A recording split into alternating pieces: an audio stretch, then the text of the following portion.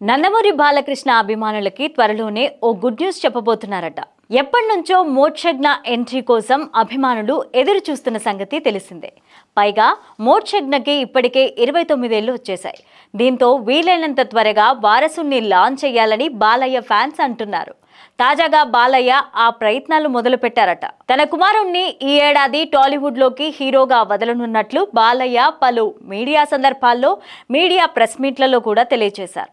అప్పటి నుంచి ఏ డైరెక్టర్తో మోక్షజ్ఞ లాంచ్ చేస్తారా అని అభిమానులు కూడా ఎదురు చూస్తున్నారు. తాజాగా దీనిపై ఓ ఇంట్రెస్టింగ్ అప్డేట్ తెలిసింది. తాజా సమాచారం ప్రకారం మోక్షజ్ఞ డెబ్యూ చిత్రాన్ని డైరెక్టర్ ప్రశాంత్ వర్మ తెరకెక్కిస్తారని టాక్ వినిపిస్తోంది. ఈ ఏడాది సంక్రాంతికి హనుమాన్ చిత్రంతో బ్లాక్ బాస్టర్ కొట్టాడు ప్రశాంత్ వర్మ. అలాంటి యంగ్ డైరెక్టర్ చేతుల మీదుగా మోక్షజ్ఞను లాంచ్ చేస్తే బాగుంటుందని బాలకృష్ణ భావిస్తున్నారట. అధికారికంగా ఈ విషయంపై ఇంకా ఎలాంటి ప్రకటన రాలేదు. కానీ ఈ వార్త ఫిలిం సర్కిల్లో వైరల్గా మారింది.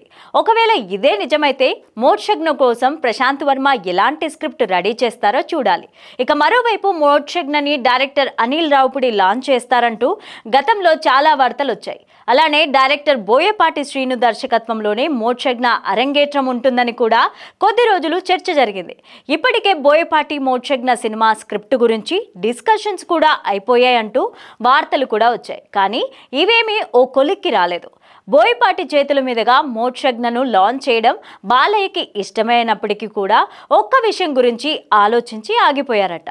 బోయపాటి మాస్ ఎలిమెంట్స్, నరుకుడు ఇవన్నీ మోక్షజ్ఞకి తొలి సినిమాలోనే ఇవ్వడం సెట్ అవ్వదేమోనని అనుకుంటున్నారట. అందుకే యంగ్ డైరెక్టర్ ప్రశాంత్ వర్మ అయితే ఓ మంచి సబ్జెక్ట్తో ముందుకు వస్తారని డిసైడ్ అయినట్లు తెలుస్తోంది.